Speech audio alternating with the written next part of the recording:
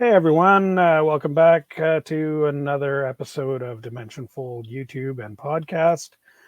Today we are pleased to have with us Professor Douglas Petrovich, who is the author of some fascinating books that we're going to kind of dive into here tonight and talk about some of his ideas around the ancient Hebrews. So I can't wait to get going. So let's get started. Welcome, Douglas. Thank you, Ken. It's good to be with you and with your listeners and viewers. For sure. It's great to have you here. Which one of your books did you write first? Well, it's funny. I started writing Origins of the Hebrews first. And that book basically gives a kind of a wide range backdrop. All of the evidence that I could come up with for Israelites in Egypt for the 430 years that the Bible says they were there. So if you don't mind gun analogies, and by the way, I don't own a gun, and I probably never will. This is like the shotgun, where it's a spray of buckshot. And Right. the other book, The World's Oldest Alphabet, is kind of like a sniper's rifle. It's very specific. And as I was writing Origins of the Hebrews, I stumbled into the understanding that the first alphabet in the world, not the first script, but the first alphabet, was Hebrew, and it was written by and probably invented by Joseph's two oldest sons, Manasseh and Ephraim. Long story there, but that caused me to step back and say, wait a minute, if that's true, then maybe I can decipher the inscriptions out there that are of full length, that date back as early as the 19th century BC, that have been disputed. Basically, all the scholars who have studied it in depth agree that hieroglyphs were behind it. Every one of the letters in the alphabet had its origin in one of 22 hieroglyphs that they borrowed from the Egyptian sign list and put to use as alphabetic letters. And then with that, I went into an entirely kind of narrow focus and followed that path, if you will. And that path was an amazing path. I was, it took me a long time to catch up on 150 years of scholarship. That is what I had to do first.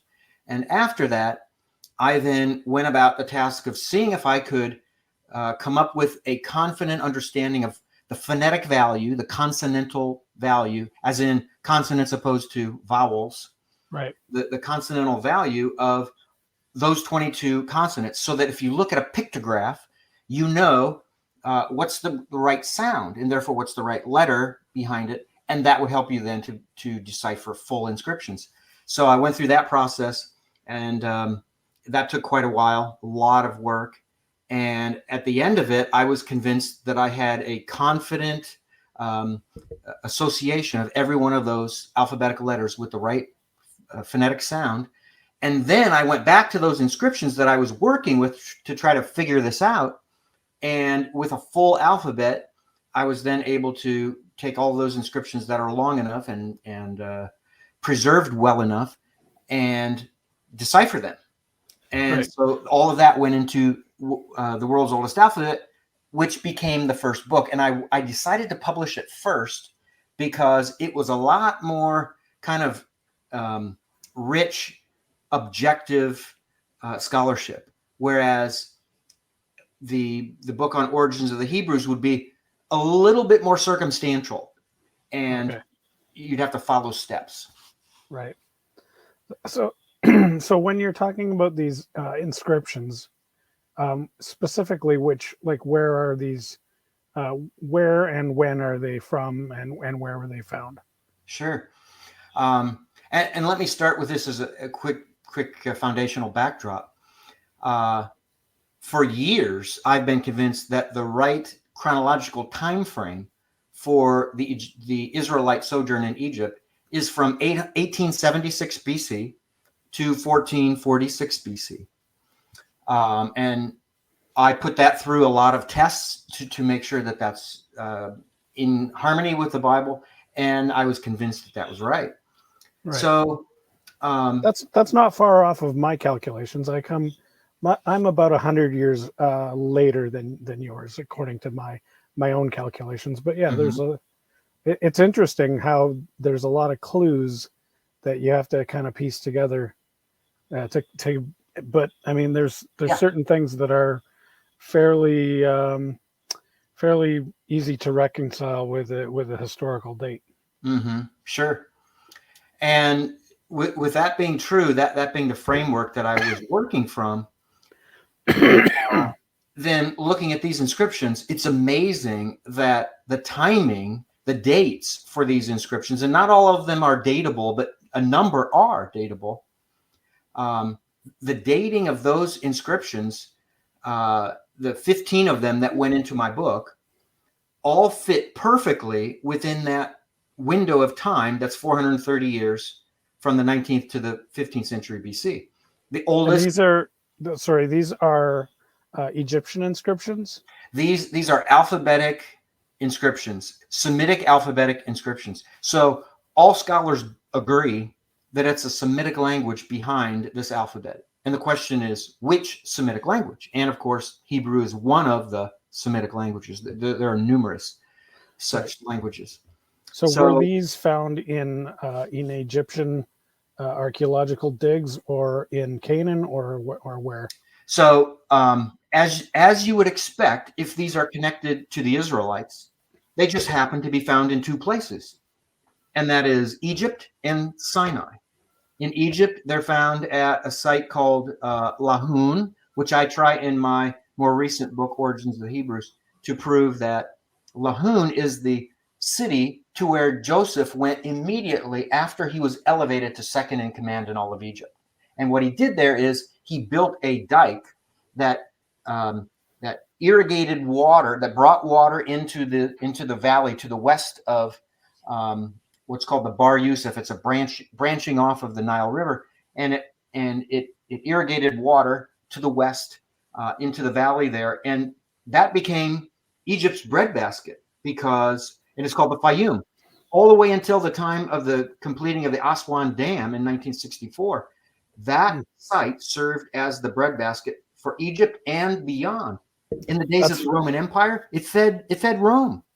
That's fascinating. I just finished writing a book on the Atrahasis epic, where we're really looking at the legends of Enki, and really how integrated that is also with canal building and dam building. So like really all of these really ancient civilizations are really founded upon um, irrigation, Mm-hmm. at the core.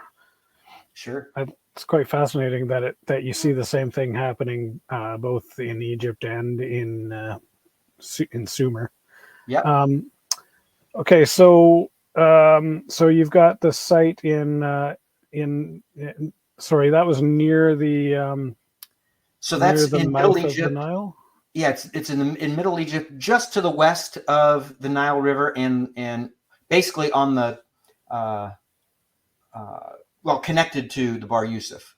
It's Okay, built right there, and so that's one site where there was an inscription, an alphabetic inscription found. And sure enough, that makes sense. If Joseph and his family lived there for some years, right. and it seems evident that they did, So then are the main screens are the were the mainstream scholars scratching their heads a little bit about this, because that it's not hieroglyphics? Like, give us a little bit of the background there as to what the feeling was in society, in I guess in academia, around that stuff. yeah, and with this inscription, that it was never dubbed with a name. So in my book, I dubbed it the Lahun Bilingual Ostracan. And the reason I did that, number one, it was painted onto a potsherd, and when you have writing on a potsherd, it becomes an ostracan. So it's called I call it the Lahun, and that's the city where it was found. And then bilingual because it starts in Hebrew. I'm sorry, it starts in Middle Egyptian. It turns to Hebrew, and it becomes Hebrew for the majority of the rest of the inscription. And then the last pictograph at the end of it is the Egyptian hieroglyph Nesu, which is for king or a royal person or something to that effect. So it goes Middle Egyptian, alphabetic Hebrew, Middle Egyptian. And so most people kind of had just ignored it because they didn't know what to make of it? Well, here's the thing. It was first published in, I believe, 1921 is the year by Flinders Petrie. And that's way before you really have this boon in archaeology and in the study of the alphabetic inscriptions. We've learned a lot since then. So Petrie, he published it, but he didn't even know what to do with the alphabetic letters in it. He could read the Middle Egyptian because he knew Egyptian, but he probably didn't know Hebrew, and he certainly didn't know how to decipher alphabetic letters. So he left all of that kind of high and dry and just translated what he could. And so because of that, it basically, this inscription predates all of this scholarly debate that if it would have been found, 5 years ago, it would be a completely different picture. But it's been ignored all of these decades. And in my research, when I stumbled into this and realized, wow, that's connected to Joseph's family, undoubtedly. Then I included it in my The World's Oldest Alphabet book. But basically, scholarship is ignoring me. They're ignoring my work. They didn't ignore me in the beginning. There were 3 world-class scholars who condemned or attempted to dismiss the thesis of my book that Hebrew is the language behind the world's oldest alphabet. But they did it literally before my book was in print form. Yeah, well, that doesn't surprise me in the least.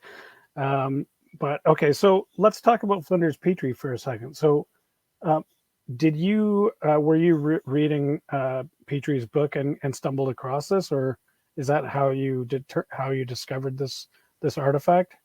It's been enough years now. I'm not even sure if I remember the answer to that. Oh, no, I do remember now the answer to that. So one of the books that I had to catch up on, or let's see, is this a book or an article? I think it's a long article. No, it was a dissertation that turned into a book. That's what it was. By an Israeli epigrapher named Benjamin Sass. I'm not sure if you've heard that name or not before, but I think 1982, he published his dissertation on this, where he tried to compile basically as many of the alphabetic inscriptions as he could. And he had a lot of photographs. And there, lo and behold, was a photograph of this ostracon that he couldn't decipher. He didn't really even make an effort to decipher the alphabetic letters in it, but it was there in his book. And my eyes popped open pretty big when I saw this. So that caused me to go back to where his source was, which was this 1921 publication of Petrie's. Okay. So the thing that makes it particularly interesting is that it shifts between the known Egyptian symbols and this brand new set of symbols that you are proposing as a Proto-Hebraic. Yes, correct? That is one of the things, and one of the other unique qualities of this inscription. And I have not seen this with any other alphabetic inscription, only with this one. And you kind of have to know Middle Egyptian, which is hieroglyphics. That's one form of hieroglyphics. It's one period of time, basically, for hieroglyphics. But you can get really excited about this if you know Middle Egyptian. And that is, with this inscription, the Lahun bilingual ostracon, it uses one pictograph to communicate an entire word. There's several terms for this. In one of the terms that's used of hieroglyphs that do this, you can do this with hieroglyphics, but it's called an ideogram, where you have an entire concept in one pictograph. And that's what happens in this ostracon. It's mind-blowing, but it makes perfect sense to me because Joseph and his family would have been speaking Middle Egyptian, speaking Middle Egyptian all of this time. So for them, Hebrew would have been a second language, whereas when Ephraim and Manasseh invented the alphabet, they were around their uncles who spoke Hebrew as a first language. So when their uncles were kind of coaching them probably on their Hebrew, and their Hebrew was improving, and they, Ephraim and Manasseh, and this is what I propose in my second book, that they invented the alphabet so that their family can have its own way of writing. And so okay, so I think I hear, reading between the lines, I think I'm getting the story here. So Joseph is in Egypt because his brothers sold him. And of course, we know the story of the coat of many colors, and that whole, Joseph's rise to power. And then years later, his brothers come to Egypt for assistance because of a drought or a famine, I guess. yes. So meanwhile, so Joseph has basically grown up in Egypt and is now speaking Egyptian, whereas his brothers are still coming. They've been living in the Hebrew homeland this whole time. They may or may not speak a little bit of Egyptian, but their primary language is going to be the Hebrew, probably mostly verbal or like oral tradition. And they may not have had any kind of writing system at that time.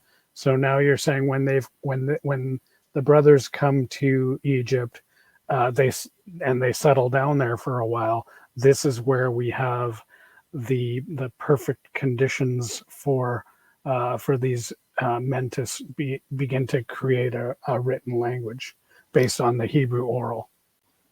That's exactly it, Ken. It was a perfect storm, as I understand it. And the way I think it worked too, we see a little bit of the story, I think, in the biblical text when Jacob was basically on his deathbed, right? Or getting close to it. And Joseph was notified about this. So what did he do? He took his two eldest sons, not his whole family, not all of his children, just his two eldest sons.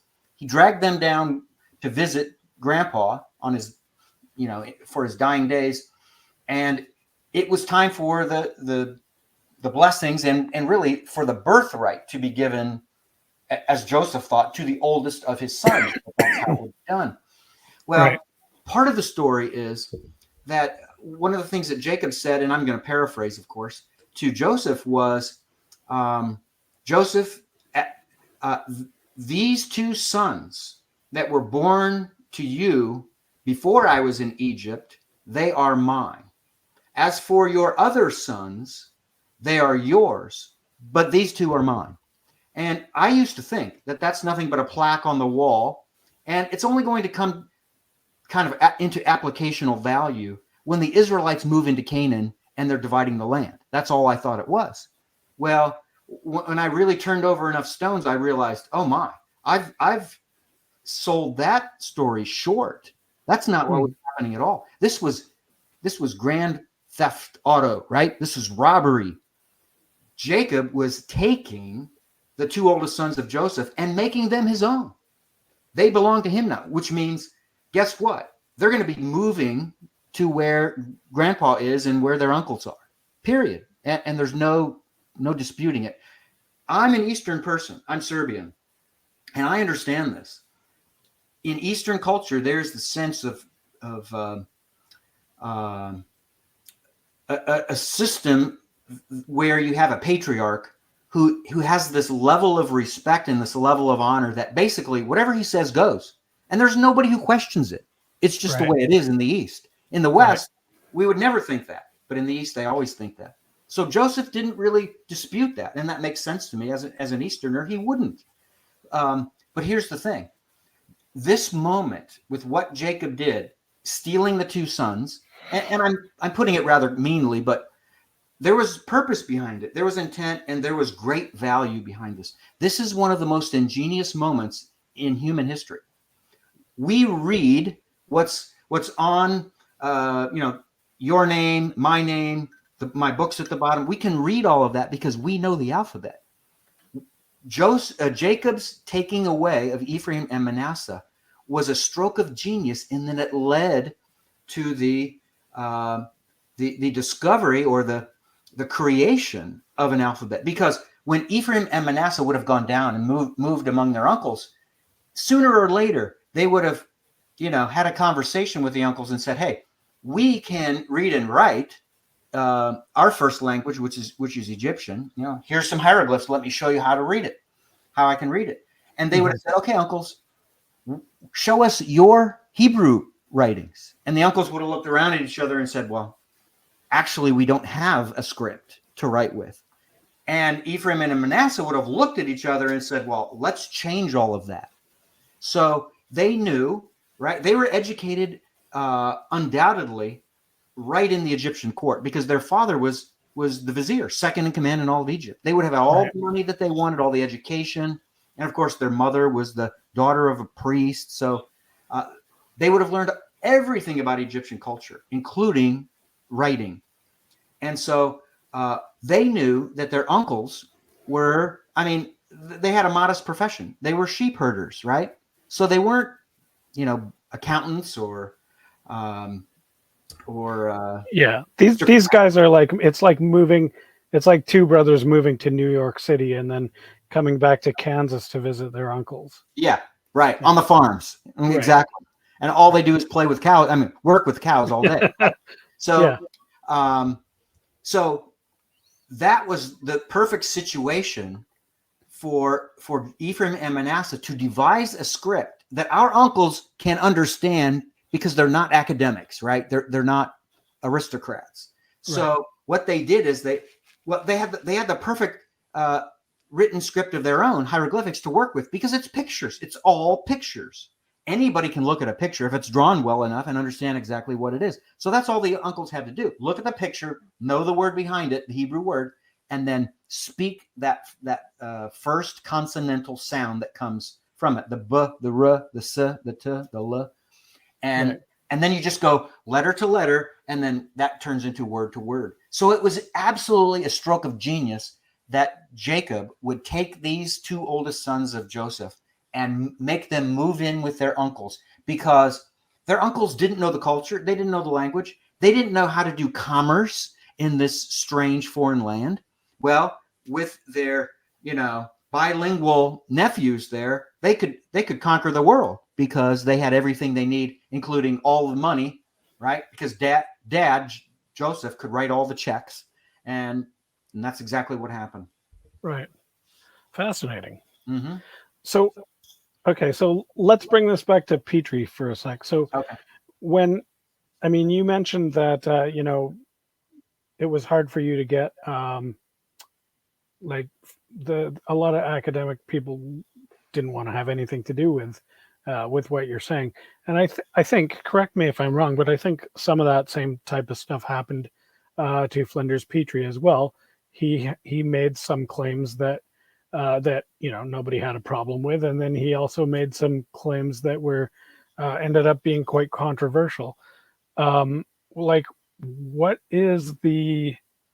I guess it's, to me, I find that it's somewhat of a fascinating phenomenon that keeps happening, and I don't see any light at the end of the tunnel in terms of that ever changing.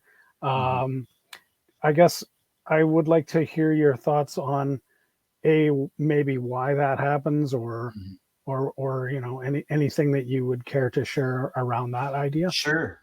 Yeah, and the most important thing I can say, Ken, and the first thing that comes to my mind is this. Behind all of this, there's a spiritual battle going on. Why? My work has absolutely enormous apologetic value behind it. It's earth-shaking kind of apologetic value. Why? One of the greatest criticisms that university professors use around the world, not just the United States and Canada, but around the world, what they use, and this happened to me at the University of Toronto, okay, so I saw it in the flesh. Mm-hmm. One of the arguments is, listen, the Bible says the Israelites were in Egypt for 430 years. But guess what? Here we are in the 21st century, and there's no evidence that's ever been produced that they were there. Are you telling me that if they actually were there for that long, there would be no evidence at all? The Bible is not reliable historically, right? So what does that do? And here's the thing. We send our kids and our grandkids to these universities, and they get good degrees. They're taught well in, most of their courses at least. So there's reason to send our kids to these schools, but we don't know it. They're getting a barrage of attack against the Bible wherever possible. Not in every class. I mean, hopefully not in the mathematics classes or whatever, but in the ancient history classes for sure. It's going to be attacked front, left, and center. So I saw this. This happens all the time. And what it does is this. When we send our kids there and they get this barrage of attack against the historicity of the Bible, all of a sudden they're thinking to themselves, wow, if the Bible's so historically unreliable, can I really trust the spiritual message behind it?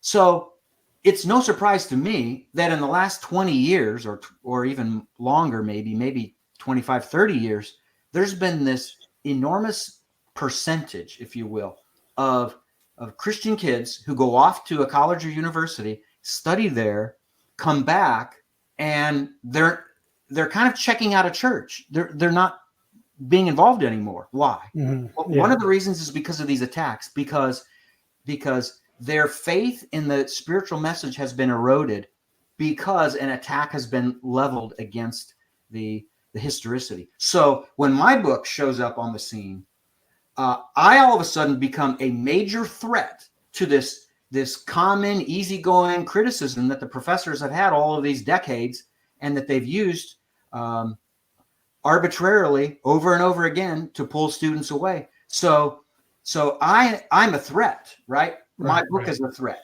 What's in my book is a threat because now it gives our college and university kids ammunition to be able to say, wait a minute, Professor so-and-so, you're saying that there is no evidence of Israelites, but I've got, a slew of evidence. And here are 5 or 6 forms of it. And these 2 sources, these 2 books that Professor Douglas Petrovich, a university grad, right, a PhD from Canada's flagship university, has produced. So that's the effect that it can have. And it's because of this spiritual warfare that's involved. And we're talking about the hearts and souls of Christians or potential Christians. This is why the attack is so heavily leveled against my work and the work of others who do similar things. Okay. So, but I mean, I think you're definitely what you're saying is true. I think that maybe that's not the entire reason, but I think that those reasons are legitimate. But that doesn't really explain what was going on with Petrie. I don't think he was saying anything with spiritual ramifications, but I can't remember what it was specifically that people didn't like about his work. Do you happen to remember that? Well, I guess I would need to know just what finds he made or what conclusions he drew that you're referring to that people objected to. I can't remember. So, okay. Well, I'll just drop that line of questioning. That's but cool. it is interesting though that I think even when even when you have guys like Andrew Collins who are making archaeological discoveries that are not quite in line with the whatever the mainstream interpretation is. Even if it's just by saying, oh, the dates aren't lining up correctly. It's really weird where there seems to be this, you can't question anything. There's just this huge solidity of dogma especially around Egyptology, which I find fascinating and perplexing. And I guess, do you think that that part of the opposition to your work is coming from that community? Whether it's, never mind any kind of religious part of it, but I mean, Egyptology is a religion itself, almost in a way, right? Yeah, and I would say there is that other academic opposition. So what I've seen with my work and with the work of others too, is that part of the problem is, you're right, there are these unchangeables. There are these things set in stone in the field of Egyptology that Mhm. you just can't, you can't touch them. You can't play with them. You can't call them into question. And when you do, you know, you're confronted with a very high degree of a prideful response. And if there's anything that is kind of dripping from academia, it's this scholarly arrogance, this deep-seated pride. And you know, when you question the things that should never be questioned, you're considered a fool. You're often treated as a fool. You're often kind of disbarred from the membership, if you will. You're not invited to the same conferences. Your papers aren't accepted to be read at conferences, and on and on. So all of that happens, yes, if you do question those kind of unwritten laws within the field that can't be challenged. So when those are challenged, yes, all of a sudden, you know, you're branded, and I've been branded. I never get invited to these conferences that other people are invited to, and that's pretty much always the way it's going to be. You're right, and it's not something that's going to change soon. Right. If anything, it will just get worse. It'll just become a greater problem. Yeah, I mean, I still have a little glimmer of hope that you know, the indie community is kind of making a bit of a dent, but it's apples and oranges, so I don't know. I do. I guess I want to ask you about, so specifically in terms of kind of mainstream Egyptology. Do you buy the standard dates for the dynastic periods, or do you see those dates through a little bit of a different lens at all? Sure, and there's different ways I could go in answering that, but I'll go in a certain direction. It used to be that in the field of Egyptology, there was almost complete confidence placed in a kind of evidence that gets us hard and fast dates on an absolute timeline, right?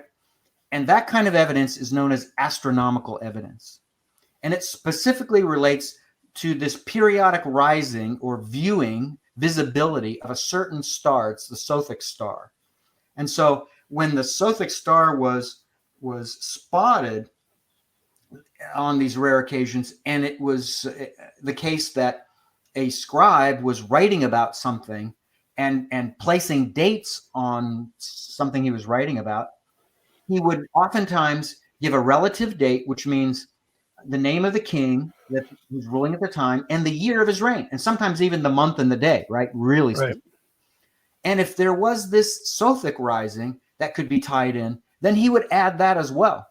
And it just so happens that it conveniently, in my mind, and I certainly wouldn't call it, blind luck. I think God's behind it in the end. But during the 12th dynasty and during the 18th dynasty, we have such very pronounced references to this Sothic rising in these very descriptive and datable writings.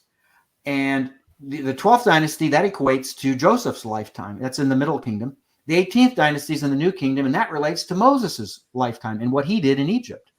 So we can date the two kingdoms where you have Joseph alive and Moses alive, according to astronomical evidence. And like I say, it used to be that in Egyptology, it was hard and fast that you trusted astronomical evidence, pretty much hard and fast. And then when carbon-14 dating came along, it added a whole new twist. One thing I forgot to mention about astronomical dating is this: there is a range within astronomical dating of only 25 years difference.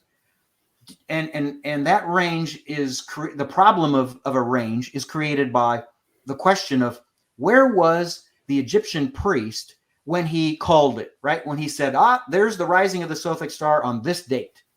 Was he in, and there's three options, two that are basically used more than the others. Was he in Memphis? Was he in Heracleopolis? Or was he in was he in Thebes, which is further to the south. So there's a southward movement of those cities if you're looking at them. And crazy as it sounds, the difference between those three places, as we go back from our day all the way back to, the second millennium BC, it will impact that movement of time from now back to then is so great that it impacts the dating schemes, depending on which one of these three cities you're talking about, where the priest, not scribe, the priest would have been. Right. He observes this. That makes a lot of sense to me. Well, I mean, it makes a lot of sense to me because where I live, we're on around the 54th latitude. Mm-hmm. And when I go visit Toronto, they're on like 47 or something like that. And when I'm in Toronto, I'm like, why is the sun setting so early? It's like, it's very noticeable. And you can observe the first what's called the new moon. You must know about the new moon for the in a lunar calendar. That's when a new month is declared. And depending on whether you're living where you are or in, if it's where your daughter is in Toronto, it may be a different day where you would first view the new moon. And so the calendar would be different in two places, right? Yeah. So which one of those is correct? And so but here's the thing. With a variance of only 25 years, if you put value in astronomical evidence, which I still do, and I may be a dinosaur, but the bottom line is my chronology is only going to be 25 years off of a person who takes the opposite of those two other views, which is the low chronology. I subscribe to the high chronology, and the low chronology is only 25 years different. So there's a very small window of time that you're talking about in difference. Right. So, okay. So what about there's a lot of, let's call them fringe archaeologists. And I'm not trying to be polite. I actually really love these guys and the work that they're doing. But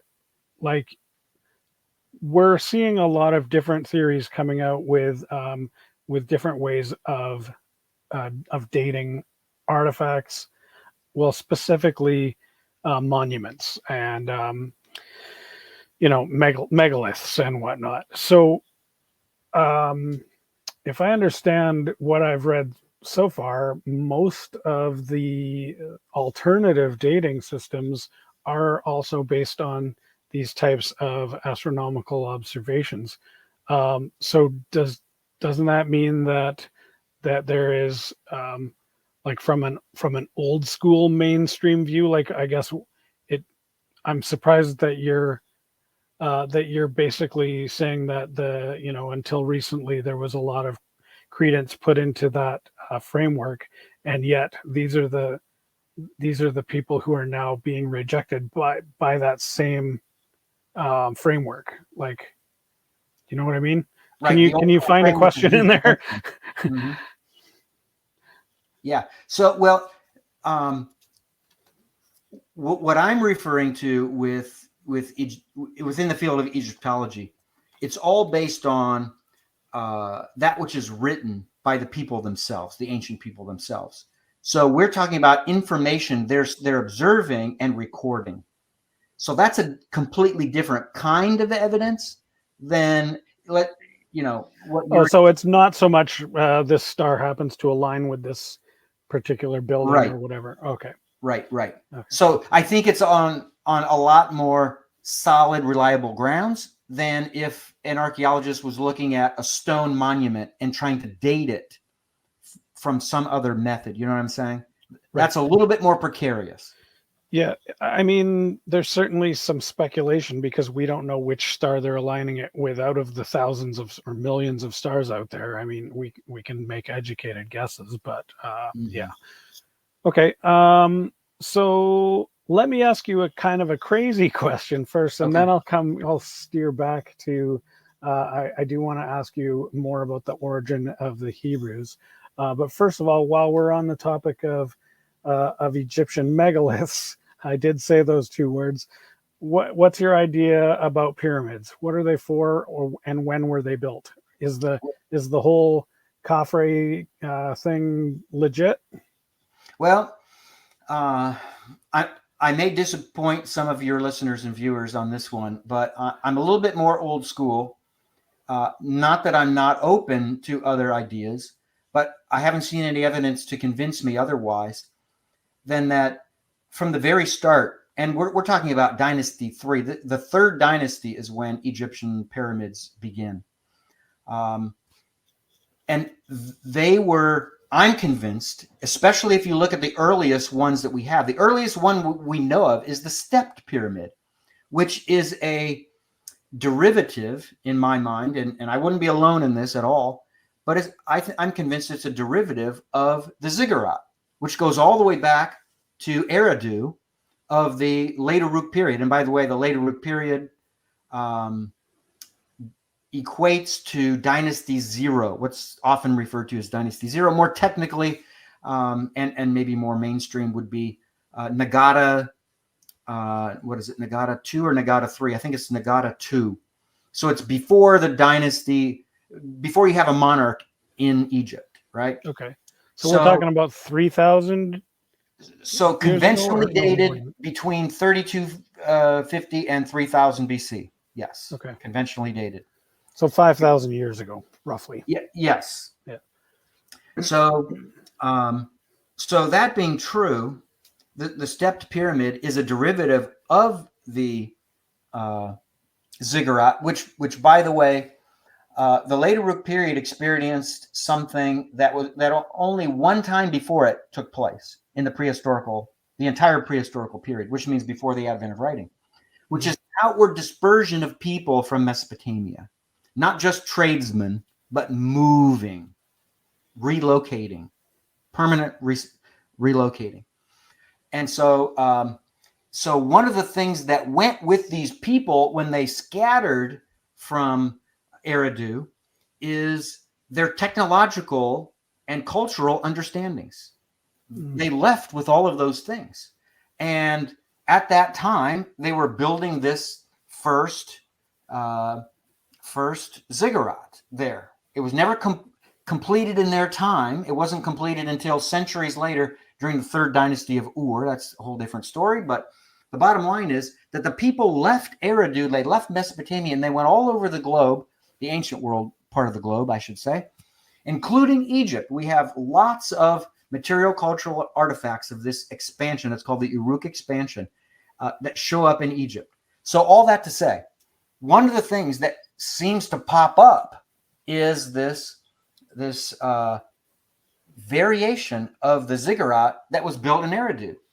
And so it's built in Egypt. It's built in the third dynasty, and it's got these steps to it, these massive steps that you go down, and it's basically this variation of the earlier version. And what's connected to it seems to be burial chambers. Now, that being true, it's a totally different repurposing of this structure that before it was for cultic activity on top of the building, right, in Mesopotamia.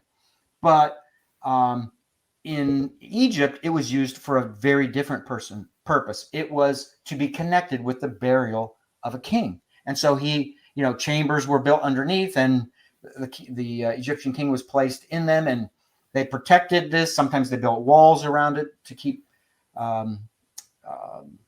people from coming in, and looters from coming in and stealing all that the king possessed for the afterlife.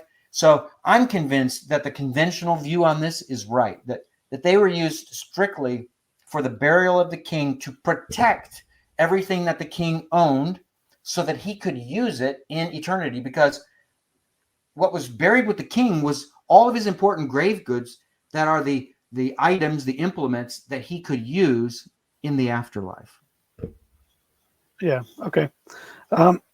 So we're talking about this around 5,000 year before present period. Would this put us roughly in the time frame of Abraham? In my book, no.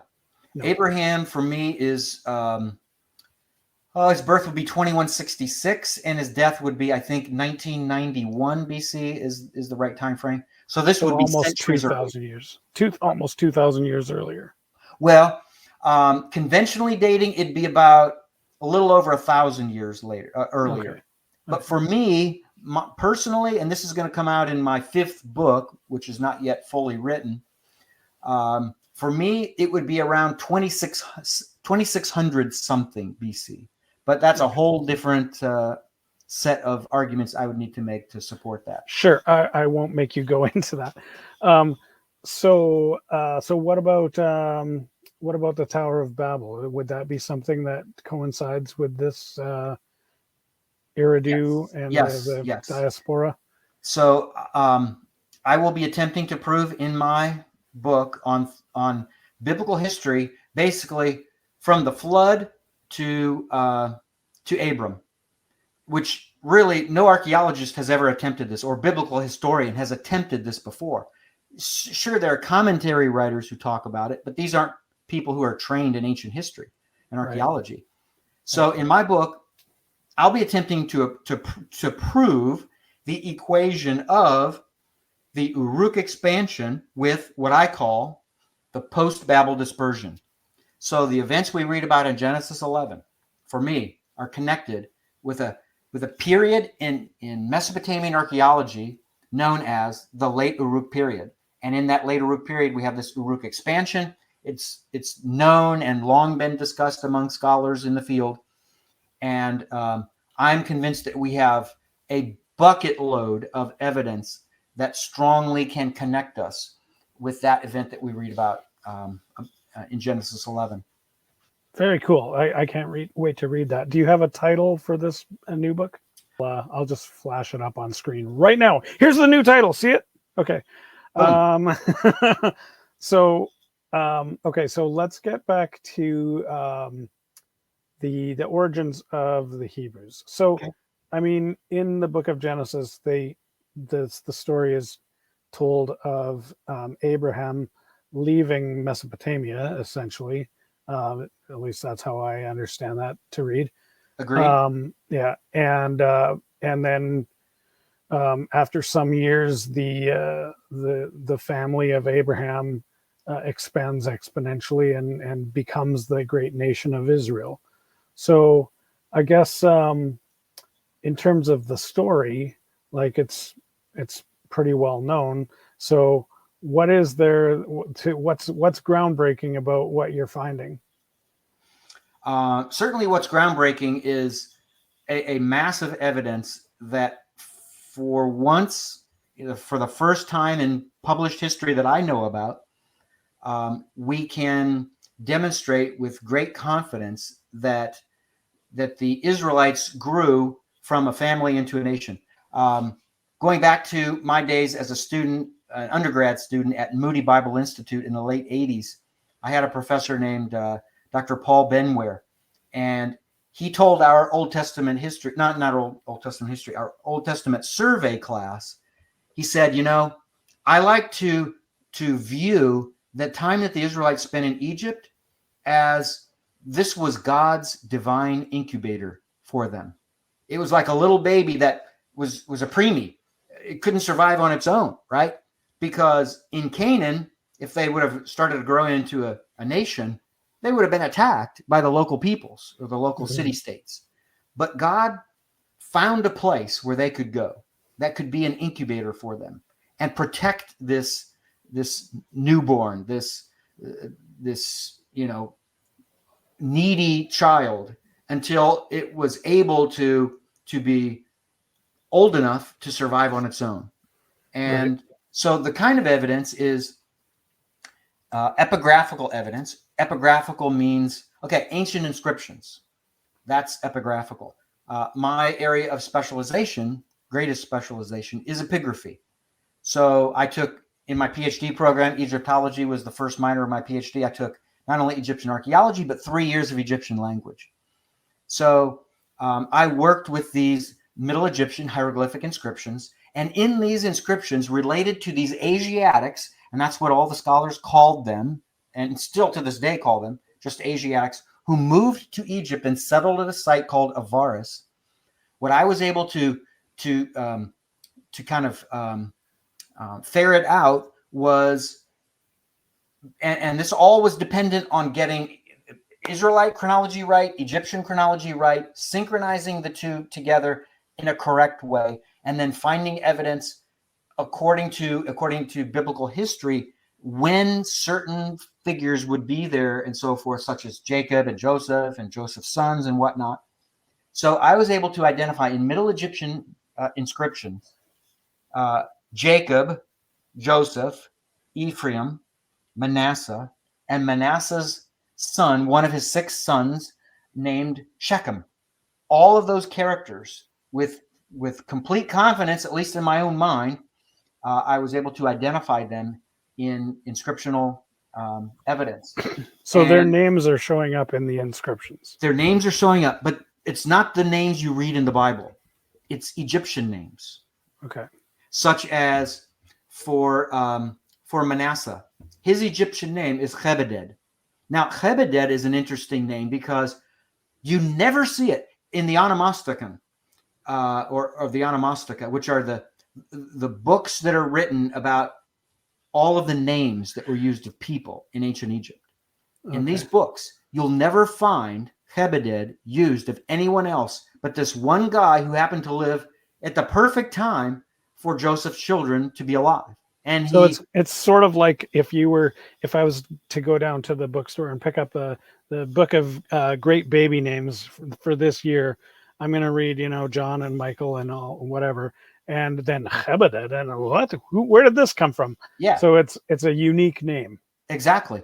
And it took me days at least. I forget now how long it took me. It took me probably several days at least to figure out what in the world was this saying. Because, and here's the thing, at this time in history, and it wasn't always the case later, 1,000 years later or 1,500 years later in the lifetime of Jesus, but in the early 2nd millennium BC, it was still the case that names were given to people according to what distinguishes you.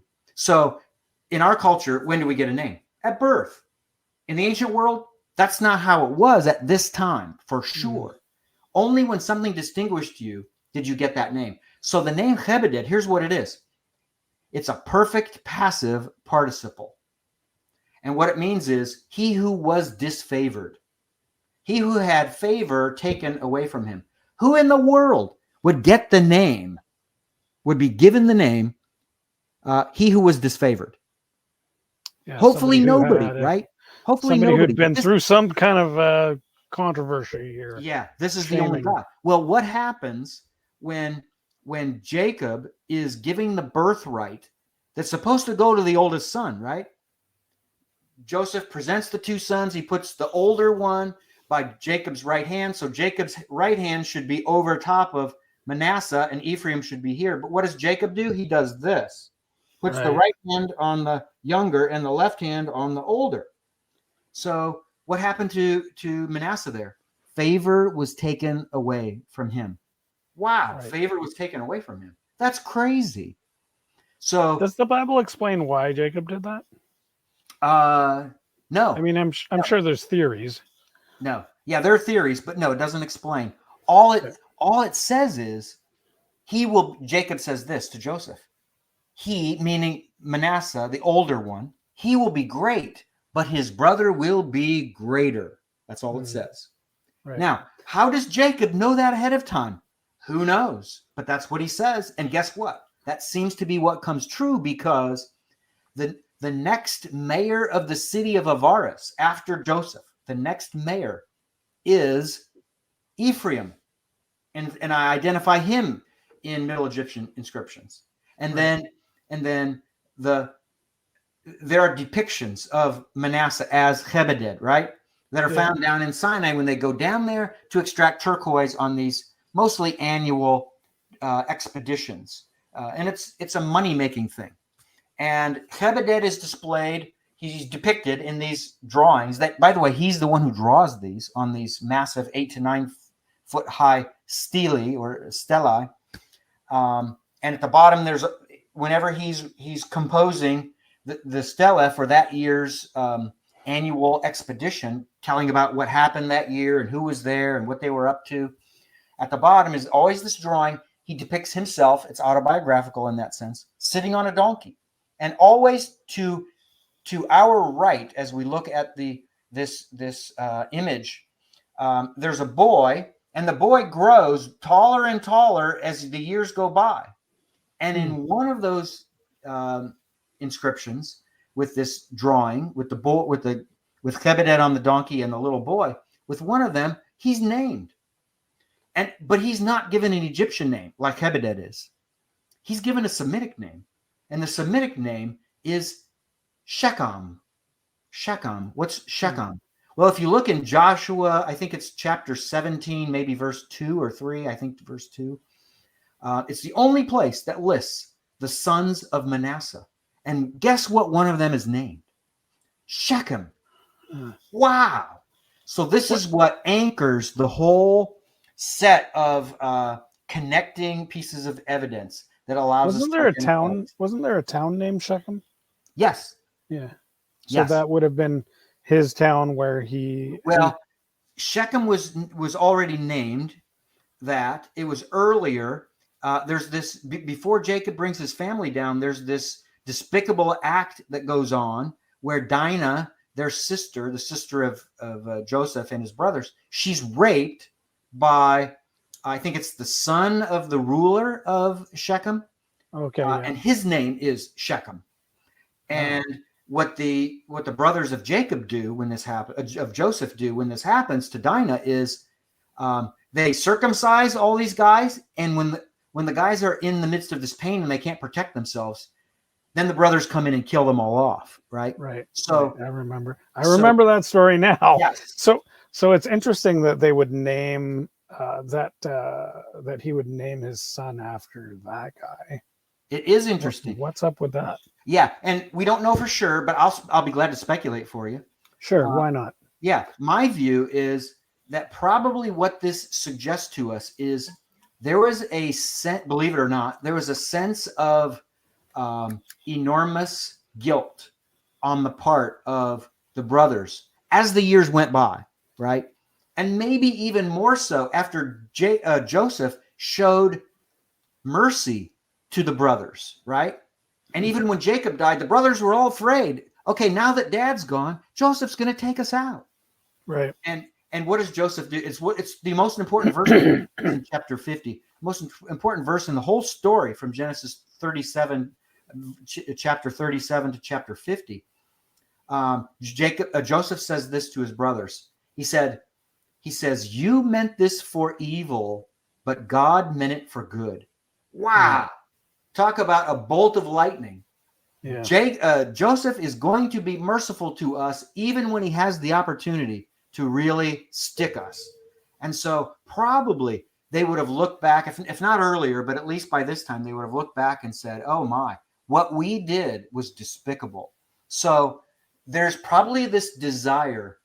They know they can't right the wrong. It's too late for that, but they can do right and they can show honor. So I think they showed honor to Shechem, the one that they committed this evil against, by naming the son of Manasseh after him. Wow, that's very timely, in many ways, as we are remembering our own colonization and we up here in Canada, we have a new holiday called Truth and Reconciliation Day, for precisely that type of thing, where we're like, well, we really messed up, and we can't really undo that, but at least we can try to walk into a more honorable position in terms of recognizing the wrong and doing a lot of good, right? Yeah. Well, hopefully we're doing some good now. Mm-hmm. So maybe that's a great way to end the show, and because I really like that in the end, Joseph really did the right thing, and above all was graceful, or gracious, I should say. So when it comes to a lot of these ancient mysteries. We're all trying to put together puzzle pieces. You've brought your opinions, and based on your own research and the puzzle pieces that you've found. And I've spoken to other people who have different puzzle pieces and are coming to different conclusions, and maybe some of my pieces are a little different, and I don't necessarily come to the same conclusions. But if we can take a page from Joseph's book and be gracious with one another, that may be how really the key to becoming a great nation, as did the nation of Israel. So thank you, Douglas. Perhaps we'll have you back when your new book comes out. Again, I'll flash the title of the new book here. And in the meantime, we can go pick up your previous two books, The World's Oldest Alphabet and The Origins of the Hebrews. And we look forward to reading some of your books and hopefully talking to you again in the future. Thank you so much for being here. My pleasure, Ken. Thanks for having me.